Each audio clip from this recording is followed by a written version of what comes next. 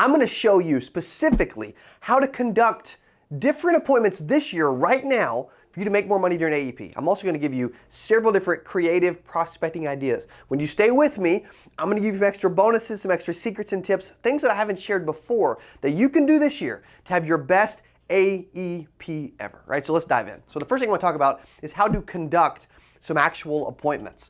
Okay, some different ideas this year. With everything going on, you may have to adjust what you do just a little bit, right? You say, well, I don't want to adjust it. That's fine, but some of your clients are going to want you to adjust things just a little bit. Okay, so keep an open mind, right? So first, you can still run face-to-face appointments. Okay, that's okay, right? If the client's okay with that, that's great. Maybe they want you to wear a mask, maybe they don't, right? That's up to you, okay? Every area is different, every client's different, right?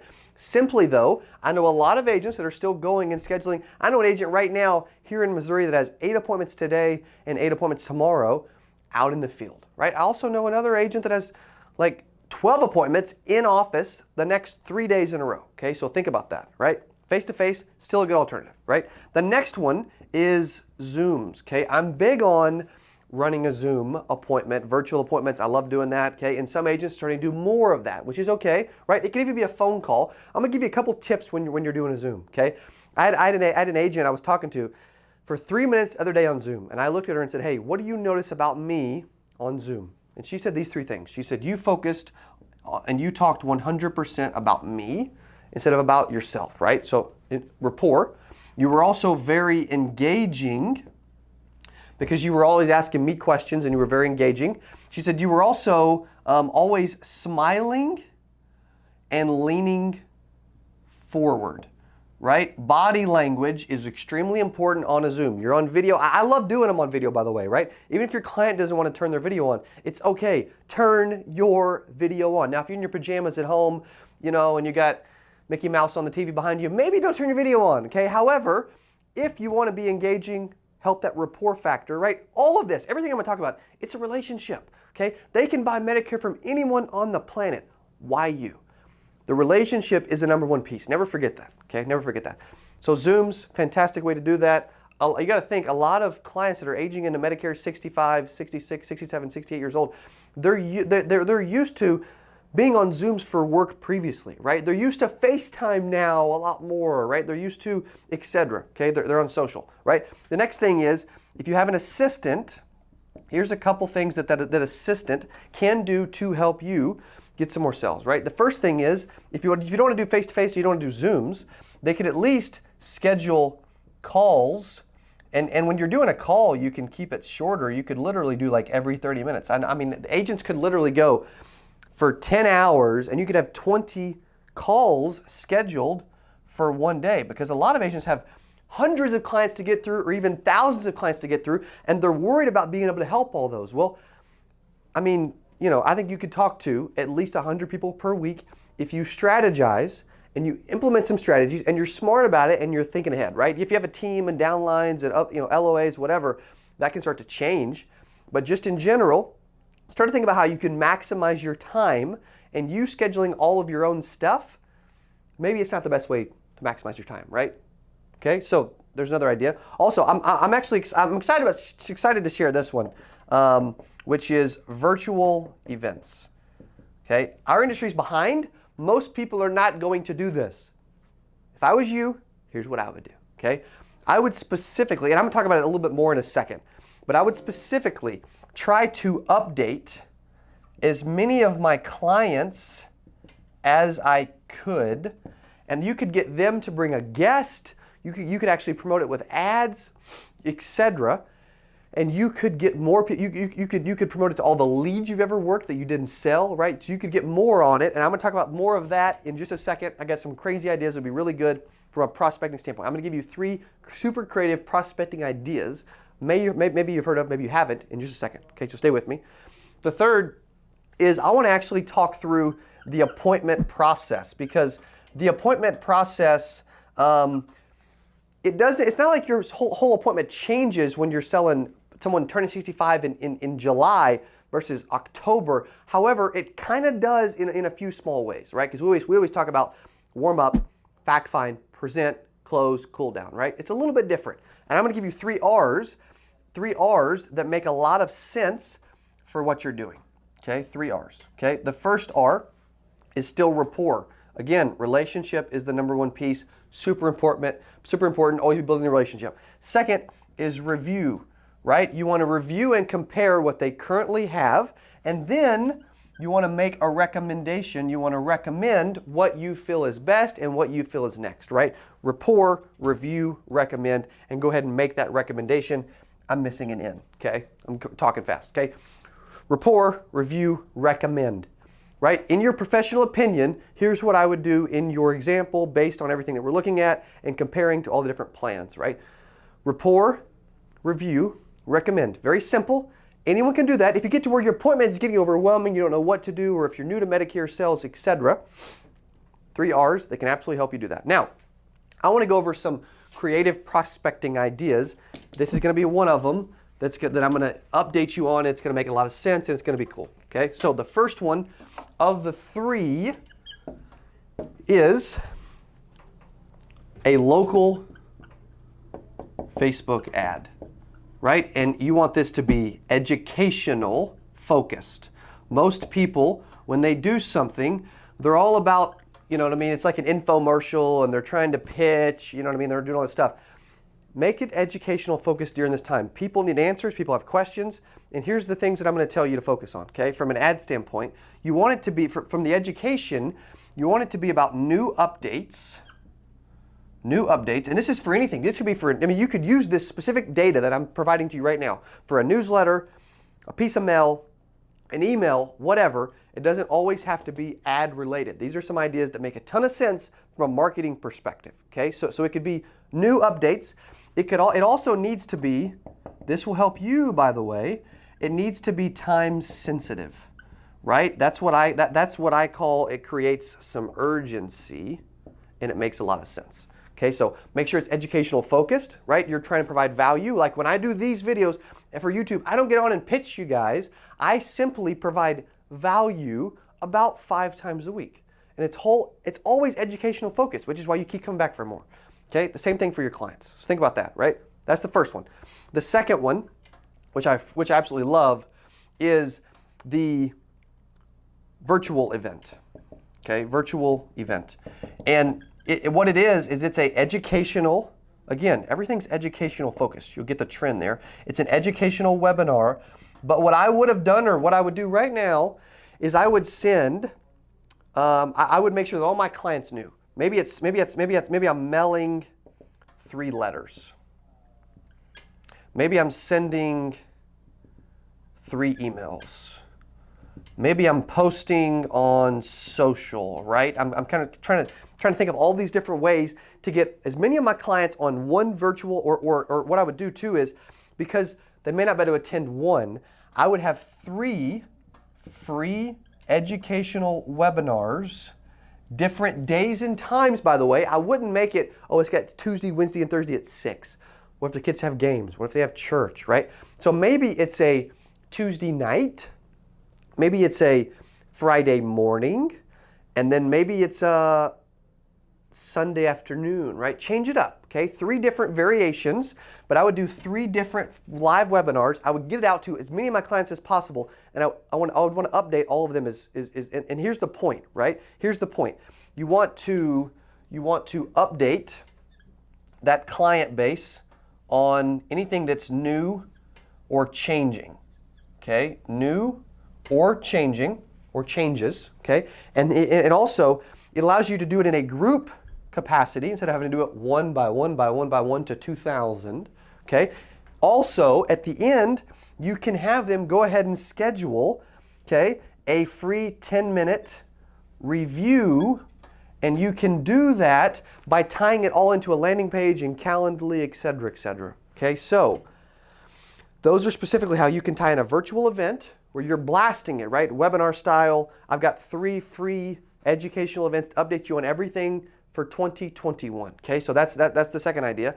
The third one is, and I'm going to replace this and throw the third one on top because I freaking love this idea.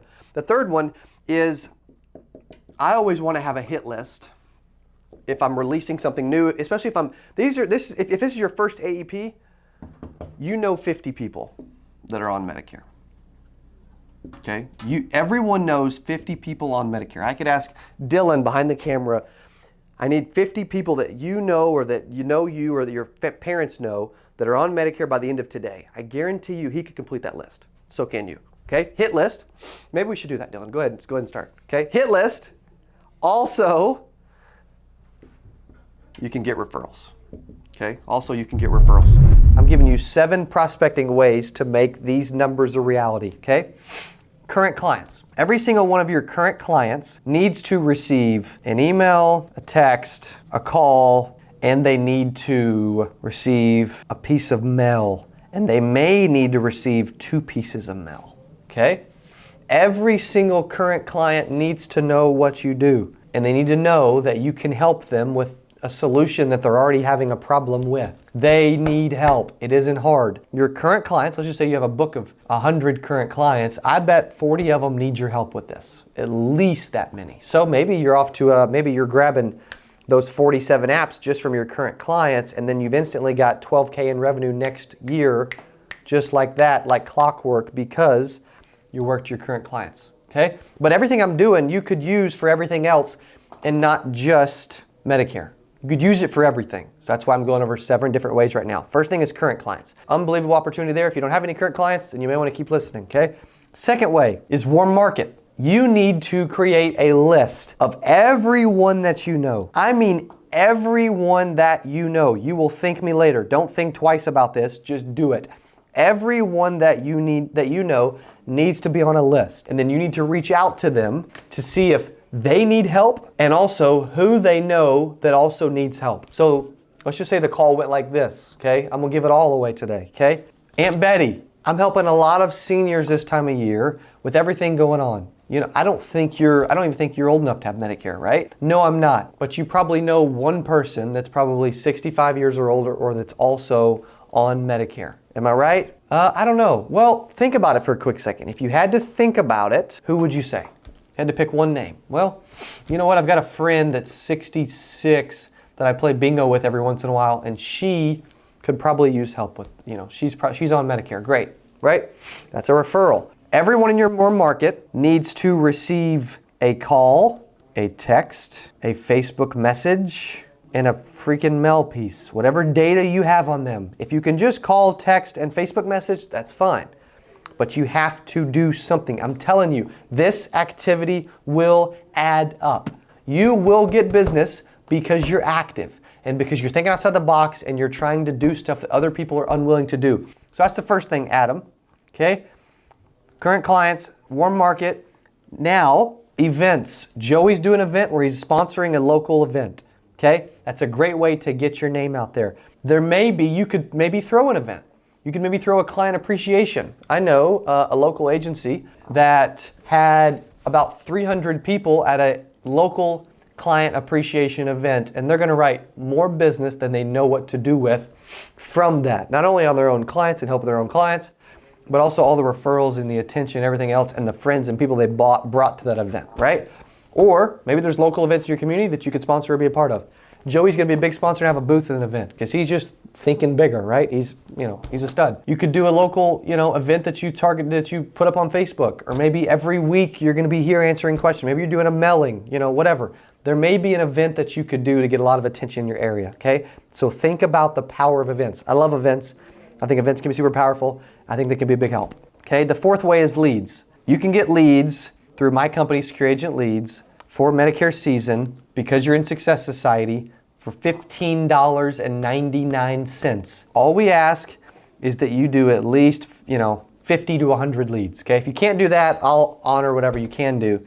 But typically, the only way people are getting like $17, $18, $19 price ranges is when they're buying them in large bulk. I'm talking 100, 200 at a time. If I need to do, 20 to 100, whatever, to make it work, or if you're like, hey dude, I need to buy 1,000, maybe I can do an even better deal. I don't know. I'm just throwing it out there because I know that you're gonna be buying, most people buy leads during this time of year. Most agents I know, they buy leads. And if you're gonna buy them, I'd love to be the person that's able to help you with them, okay? So if you're gonna buy leads, make sure you at least, get on the phone with me or a salesperson or Andy or somebody, okay? Because leads is always a great way. There's always, that's like Joey said earlier, he's gotten 245 leads from us in the last 30 days. It's an activity thing, okay? It keeps you busy. It gets you thinking outside the box. It gets you taking action. You're not sitting there, twiddling your thumbs wondering, okay, what can I do this AEP, okay? You need to be thinking ahead, which is why I'm telling you 8 days in advance, because you need to have a blueprint, everything scheduled out and ready to freaking rock it, okay? So leads, okay? The fifth thing would be referrals. Everyone you sit with, everyone you talk to, make it a habit. I'm trying to train my sales team out here right now to ask for referrals. Everyone you talk to, every time you talk about it, every time you talk to someone, I don't care what it is, you need to mention it constantly. I don't care what it is. Hey, who do you know that can help? Who do you also know that I can help? Who do you also know that can help? Okay?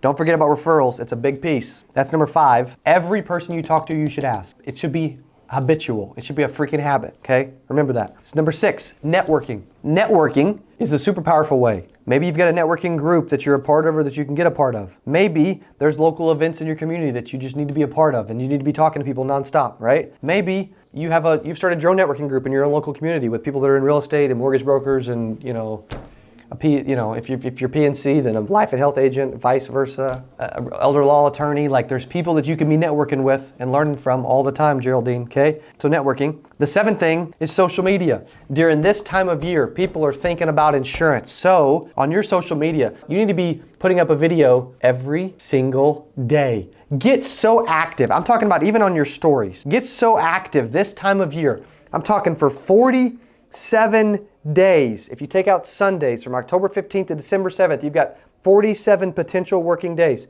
Monday through Saturday. 47, document it, vlog it, live videos, pre-recorded videos, graphics, a trivia question, a poll. Which of my friends are, are confused about what options when it comes to health insurance and Medicare, right? Something. Get super active on your stories. I put up, you guys see my stories. If you don't, come on now, we need to be. You guys know I put up 10, 15 stories a day, right? You can see them all at the top, all those little ticks. I've put up probably, probably 13, 15 today. You need to be active. It needs to be a part of you. Everyone needs to know that this is what you do and you can help them, especially if you offer Medicare during AEP. It is a must. Do you have any other thoughts or anything that you want to add to, the group of individuals that are either contemplating getting into Medicare or that are newer or whatever, of any just sort of wisdom that you could share on someone during this year, this year's AEP? Just, there are different types of people, and, somebody like me, I would give certain kind of advice to, and somebody like another person I'd give different advice to. So when I have agents that work for me, you can kind of fill out what kind of advice they need. So if I was putting out like a grand spectrum piece of advice, I think most people need to pace themselves if they're new to it. You want to work as many leads as possible, but just know that insurance is a marathon, not a sprint. And I think the first AEP is a great learning experience. So you should, obviously try to write as much as you can, but don't think you have to do everything that I do, now this year. You can build towards that. You can what we've done is put pieces of a puzzle together slowly and gear it up big time. So, and you could do it very quickly by spending a lot of money, or you can do it, slowly over time just by doing the right thing and helping more and more people. So I just tell people to pace themselves. Now, if I was talking directly to myself, I'd be like, double down, spend more money, work harder. Well, I was going to ask you about the industry as a whole, but we're kind of running out of time. And maybe if you could spend a couple minutes. It seems like Medicare is like the hottest thing in the world right now in the insurance industry. I know a lot of that's because there's so many baby boomers retiring. I heard there's 10,000 people turning 65 every day in this country. It's like the gold rush, I heard someone else say, for the next 5, 6 years. What's your sort of big picture perspective of the Medicare industry? What's happening? What's shifting? What's different other than the obvious parts that I just outlined? So I think we are someone put it to me, we're in the land grab right now. And so, could be like a gold rush as well. But the land grab is like, it's the people that can get as much of the business as possible right now stand to gain long term 10 years from now. So, I in the land grab, somebody else told me that it's about a 10-year period. Like the people that have carved out a large block of business in the next 10 years are here to stay permanently, and it gets to the point too where you could pivot into, anything. Once you have a sales machine built, a lot of people worry about, Medicare for all and these different types of punchlines right now that, I think are way off personally. They're about as far off as the apocalypse. But, if those, things happen and you've built up a sizable book of business and a sales machine, you can pivot into selling anything. So I wouldn't let that scare me into going back and working a 9-to-5 job because of that. So I do think we have a good 10-year land grab at least. And after that, the biggest people are just going to get bigger and bigger, and it'll get harder and harder for the smaller people to get in. But right now, people that are telling me, hey, you got in at the right time, or hey, so-and-so got in at the right time, that's just BS. Like, you got to get in now, and you got to work your butt off and get there. Like, nobody got into it at the right time, and it was super easy for them. Today we're going to talk about some specific tips for calling Medicare leads. Okay, so I actually feel like that calling a Medicare lead is different than calling a final expense lead. Now, there's some similarities from a tip standpoint and from a calling standpoint. That's one of the things I want to talk through today. If you saw my recent video of how I was actually calling Medicare leads live on video, we didn't edit the video at all, right, Dylan? I mean, I think it was from start to finish, like the exact same. We didn't change anything. You got to hear everything I said, the great things I said, the bad things I said. I even felt like transparently. I even felt like I could tell I hadn't called leads in a few months since before 8%. I was probably, I mean, it's been months really. I felt a little rusty. But even saying that, this was the easiest dial session I've probably ever had. I mean, I only made 7 dials, and I still spent like 30 minutes, 20, 30 minutes, because I was on the phone with one person for far too long. But I felt bad. She was gonna, she had lost her husband. She was gonna put down her dog the next day. Like, I'm still a person, right? And so 7 dials, spoke to 5, which is really high. I mean, if you do the math, that's 70. It's like 70, 80%. So 71%. Oh, answer rate, which is strong. Okay, spoke to 5. Out of those 5, I set 3 appointments. 1. I realized I should actually call back and set, so I had the agent do that. Hopefully they did, because even though she was on TRICARE, I guess it was still an option. I don't know. I'm not a Medicare genius by any means as far as the ins and outs of it. Also, 1 said to call back in 30 minutes, so maybe I could have got that one too. So I could have seen, and 2 didn't even answer. So I actually, it's weird as it sounds, I actually saw the ability for every lead that I called, if I was able to door knock, follow up with some additional calls, text, email, etc., I almost see every single lead possibly being a good conversation or a sit. Which, if you're working leads and you're trying to talk to people about Medicare, you can't really ask for anything more. If you think about it, it's as good as it gets. So I'm a firm believer that our Medicare leads are incredibly strong. If you want to have Medicare leads to work for annual enrollment period, AEP, then we're a good place to try, especially at secure agent leads. So especially if you want to try like a bulk for order for you and your team, or you want to try a bunch, for the Medicare Advantage season. So we would love for you to do that. Now, going back to calls real quick, I've also felt like I don't normally ever say, "How are you?" I even added that to these calls for a couple reasons. Number one, because a lot of you probably saw like, well, he never says that. Why did he say that? Well, I'm going to diagnose it a little bit. Because there was a couple reasons, a couple small reasons. One, I feel like the call is Medicare, so I feel like the call was so easy that it didn't matter. I could have said, "You're probably not interested, are you?" And I probably would have still got an appointment. I mean, the leads set themselves. They were borderline too easy that people actually probably thought the calls were fake. Okay, I'm gonna keep it real. That's reason number one. Reason number two, I feel like Medicare is a little more relational, and that people will open up and talk a little bit more in regards to the Medicare. So I was okay to bridging the gap, starting an open flow of conversation, getting them talking, getting them sharing, and focused on building a good relationship with them because I want to review their Medicare. And so I felt like I don't normally say that, but with that call I did, and even on another call during these calls, and so that's why I'm psychologically breaking these down. Even on another call, I had someone that said, "Hey, I'm busy, or I'm out of town, or whatever." And I just went into asking a question that was unrelated to what they were talking about because I wanted to psychologically shift them from what they were thinking about to something else. So I don't know if you guys ever think like that when you're on the phone, but I do. And when I did, I'm like, perfect. Well, who do you currently have for your Medicare?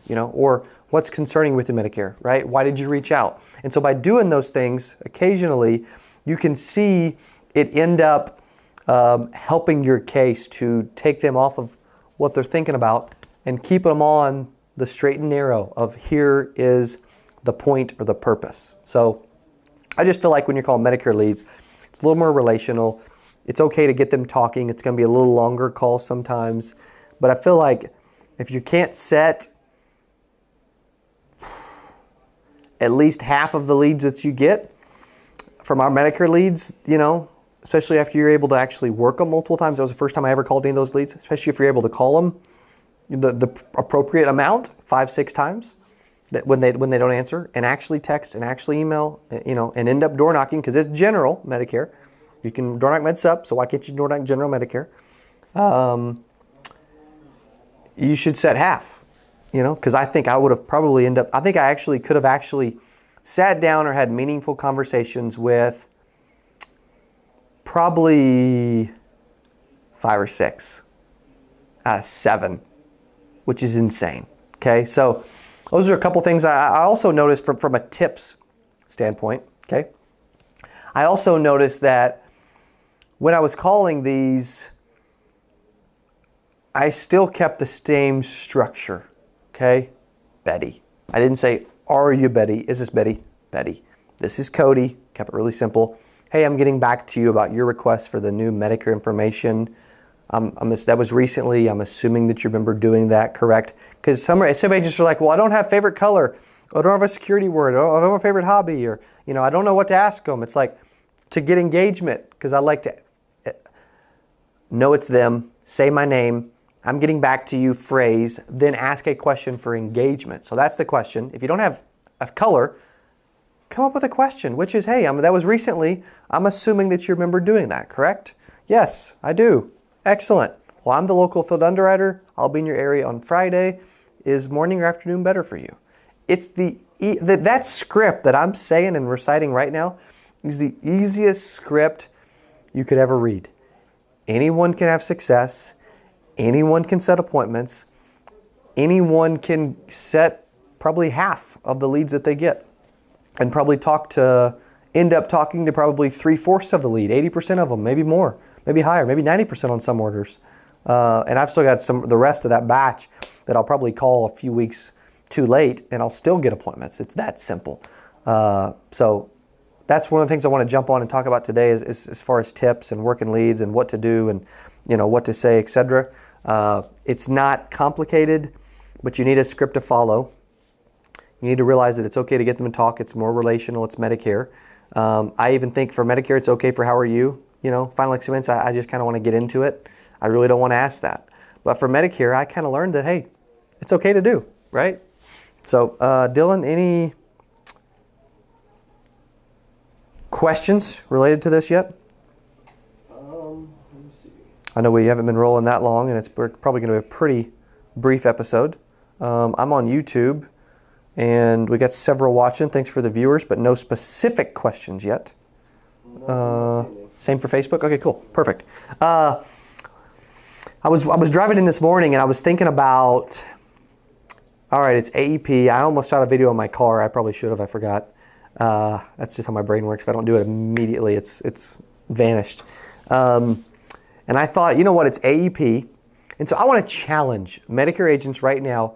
I want to challenge you to think outside the box, take some risk, do some big things, and make this the best AEP you've ever had, okay? So I hope it is. I want to challenge you with that, and I want to jump on and give you a few tips on calling Medicare leads, because if you don't have Medicare leads and you need some, call our office, 833-40-AGENT. That's 833-402-4368. I'd love for you to call. Grab Triad Medicare leads. They're unbelievable. They're super simple. They're general Medicare leads. They're great for AEP. If you don't make money, you definitely didn't try. That's how easy they are. Because I just tried them and they worked very easily. So that's it. Have a great AEP. Awesome week. If you ever get a chance to call Medicare leads, use some of these tips, and I promise it'll work. Okay? So thanks for watching Phone Phenom. Have a great week. Appreciate you guys. Hey, if you enjoyed this, I got another one you're gonna love. It's right there. Click on it. See you in there. Okay? I'm gonna jump into the content. I've got a 6-page ebook. If you would like a free copy of the ebook, go to CodyAskins.com/ebook. Okay? Write that down. Go on your phone. You can even grab it now and follow along. Again, CodyAskins.com. My first name, last name.com/